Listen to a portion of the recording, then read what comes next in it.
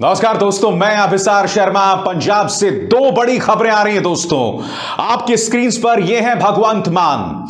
अब यह तय हो गया है कि आम आदमी पार्टी की तरफ से भगवंत मान जो हैं वो मुख्यमंत्री पद के दावेदार होंगे, क्योंकि आम आदमी पार्टी ने इस मुद्दे को लेकर पंजाब के अंदर पोल कराया था और अब इस बात की घोषणा खुद अरविंद केजरीवाल ने की है, जिसमें स्पष्ट हो चुका है कि भगवंत मान ही आम आदमी पार्टी की तरफ से मुख्यमंत्री पद के दावेदार होंगे। तो उन वोट्स को हमने इनवैलिड डिक्लेयर कर दिया, जिसने कहा भाई अरविंद केजरीवाल, उसको हमने साइड कर दिया। उन सारे वोट्स को जो बचे उसमें 93.3% लोगों ने सरदार भगवंत मान का नाम लिया।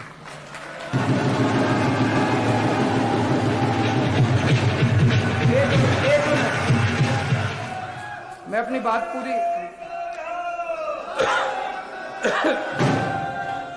2 मिनट, बस 2 मिनट। 93.3% लोगों ने सरदार भगवंत मान का नाम लिया। दूसरे नंबर पे नवजोत सिंह सिद्धू थे, उनको 3.6% वोट मिले। तो आज आम आदमी पार्टी की तरफ से पंजाब के अगले सीएम और आम आदमी पार्टी का सीएम चेहरा औपचारिक रूप से सरदार भगवंत मान को डिक्लेयर करते हुए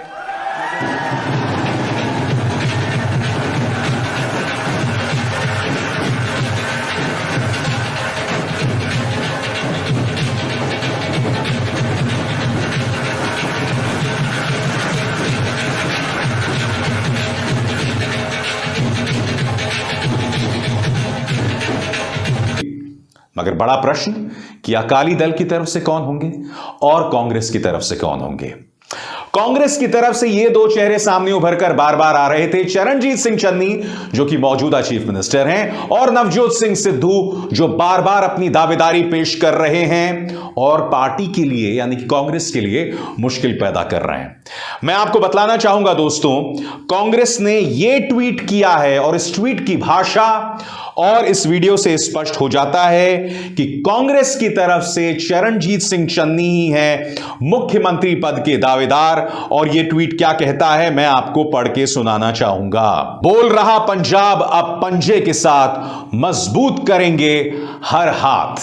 मैं चाहूंगा कि आप एक वीडियो देखें जिसके अंदर आप सोनू सूद का यह इंटरव्यू देख सकते हैं और उसे कहीं ना कहीं चरणजीत सिंह चन्नी के साथ जोड़ा गया है। देखिए, असली चीफ मिनिस्टर वो या असली राजा वो जिसको जबरदस्ती कुर्सी पे लेके आया जाए, उसको स्ट्रगल नहीं करनी पड़े, उसको बताना नहीं पड़े कि मैं चीफ मिनिस्टर कैंडिडेट हूं, मैं डिजर्व करता हूं। वो ऐसा होना चाहिए जो बैक बेंचर हो और उसको पीछे से उठा के ले और बोल कि तू डिजर्व करता, तू बनो। वो जो बनेगा वो देश बदल सकता है। और एक तरह से कहा जा सकता है कि भारतीय जनता पार्टी भी कांग्रेस की पूरी मदद करने का प्रयास कर रही है। आपके स्क्रीन पर यह खबर दोस्तों, एक ऐसे वक्त जब 20 फरवरी को पंजाब में वोट डाले जाने हैं, चरणजीत सिंह चन्नी के भतीजे पर एनफोर्समेंट डायरेक्टरेट ने रेड मार दी है माइनिंग स्कैम को लेकर। खबर क्या है आपके स्क्रीन पर। Punjab Chief Minister Charanjit Singh Channi's nephew and several others were raided today by the Enforcement Directorate in connection with illegal sand mining just weeks before state elections. किसके ऊपर red मारी गई है? रेड मारी गई है चरणजीत सिंह चन्नी के जो भतीजे हैं भूपेंद्र सिंह हनी के ऊपर। यह बात आपको अजीबोगरीब नहीं लगती कि चुनावों को बस कुछ हफ्ते रह गए हैं और मोदी सरकार की ईडी जो है वो चरणजीत सिंह चन्नी के भतीजे के घर पर रेड मार रही है। भारतीय जनता पार्टी के मन में धधक रही है। केस है क्या दोस्तों? केस है कि कांग्रेस की सरकार के समय 7 मार्च 2018 को एफआईआर नंबर 26 पुलिस स्टेशन राहो जिला नवा शहर में दर्ज होती है माइनिंग एक्ट के तहत। उसके अंदर चन्नी जी के किसी रिश्तेदार का नाम नहीं, चन्नी जी के परिवार के किसी सदस्य का नाम नहीं। एक व्यक्ति जिसका नाम है 34 एक्यूज्ड के अंदर, उसका नाम है कुदरत दीप।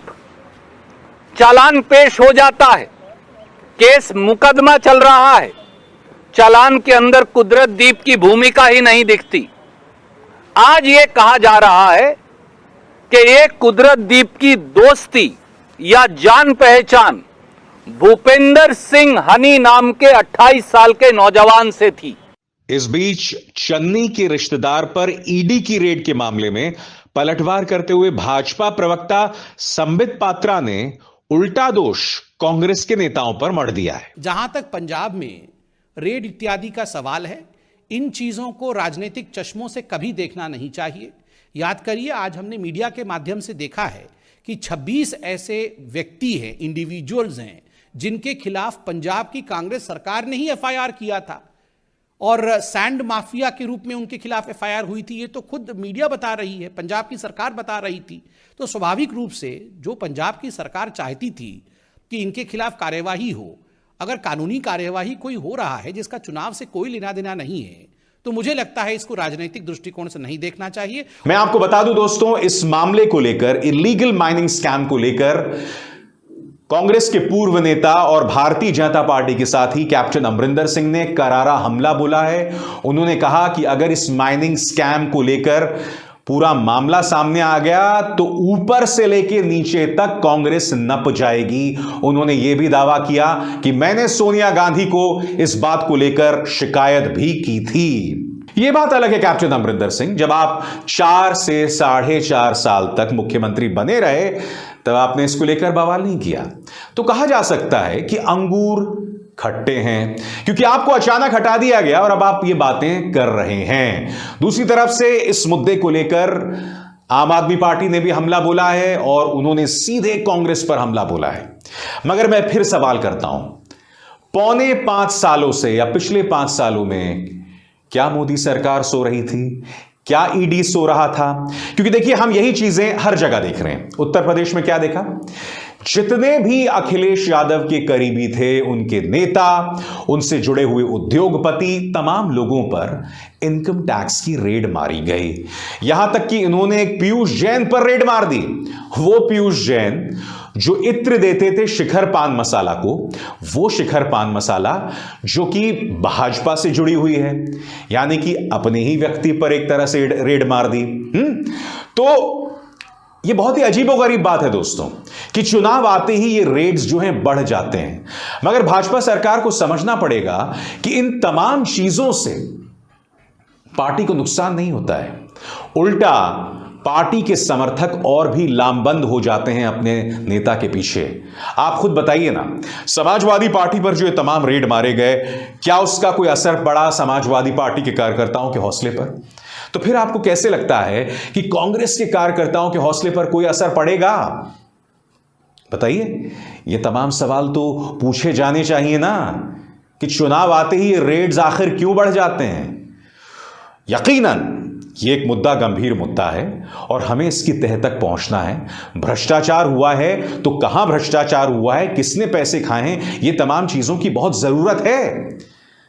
मगर हकीकत यह है कि हम इस पर राजनीति नहीं कर सकते, ओछी राजनीति नहीं कर सकते, जो हम लगातार देख रहे हैं। दोस्तों, मैं आपको यह भी बतलाना चाहूंगा कि पिछले कुछ अरसे से लगातार जो घटनाक्रम हो रहा है, उससे लगातार चरणजीत सिंह चन्नी का ग्राफ बढ़ रहा है। जैसे ही वो 20 मिनट का ड्रामा होता है जहां प्रधानमंत्री एक फ्लाईओवर पर फंस जाते हैं, वापस लौटते हैं और कहते हैं कि चरणजीत सिंह चन्नी को बोलना कि मैं किसी तरह से अपनी जान बचाकर आया हूं, उसके ठीक बाद कुछ लोगों को लगा कि प्रधानमंत्री के पक्ष में सहानुभूति होगी पंजाब के अंदर। ऐसा कुछ हुआ नहीं। उल्टा चरणजीत सिंह चन्नी ने जिस तरह से उसका जवाब दिया, उससे लोगों में चरणजीत सिंह चन्नी के प्रति सहानुभूति जो है वो ज्यादा बढ़ गई। उन्होंने कहा कि वो मेरे प्रधानमंत्री हैं, मैं अपनी जान देकर भी उनकी रक्षा करना चाहूंगा, मगर वो बतलाएं तो सही कि उनकी जान को किससे खतरा था। यही नहीं, मैं नहीं भूला हूं कि वो आज तक के साथ निकल पड़े थे दोस्तों, और एक जगह पर कुछ लोग उनके खिलाफ नारेबाजी कर रहे थे। चरणजीत सिंह चन्नी जो हैं अपनी गाड़ी से उतरते हैं और लोगों से जाके बात करते हैं, कहते तुम मेरे दफ्तर आओ, मैं तुमसे बात करूंगा। और फिर वो उस पत्रकार से कहते हैं कि जो प्रदर्शनकारी होते हैं उनसे इस तरह से बात करनी होती है। चरणजीत सिंह चन्नी ने यह भी कहा था कि प्रधानमंत्री क्या उम्मीद कर रहे थे कि मैं उन पर गोली चला देता, उन्हें मौत के घाट उतार देता। मगर इस सारे ड्रामे ने दोस्तों इस तरह से कहा जा सकता है कि चरणजीत सिंह चन्नी का ग्राफ बढ़ा दिया है और भारतीय जनता पार्टी के खिलाफ जो इस वक्त पंजाब के एक बहुत बड़े वोटर में नाराजगी है पिछले 13 महीनों में, वो और ज्यादा बढ़ गई है। पिछले 13 महीनों में क्या हुआ, जैसा कि आप जानते हैं, सिंघू और टीकरी बॉर्डर पर किसान जो है वो आंदोलन कर रहे थे और बताया जाता है कि सिर्फ पंजाब से करीब 500 किसानों की मौत हो गई थी वहां धरना देते देते। 500 किसान क्यों? क्योंकि पंजाब सरकार ने करीब 500 किसानों को मुआवजा दिया था। मोदी सरकार तो यह मानने को ही नहीं राजी है कि कोई किसान वहां मरा भी या नहीं था। उल्टा बकौल सत्यपाल मलिक प्रधानमंत्री नरेंद्र मोदी ने कहा कि वो मेरे लिए थोड़े ना मरे थे। तो इन तमाम चीजों से इस वक्त किसानों में, पंजाबियों में भारतीय जनता पार्टी को लेकर बहुत ज्यादा शक और नाराजगी है। और ऊपर से ईडी की ये रेड जो है वो कांग्रेस को नुकसान नहीं पहुंचा रही है दोस्तों।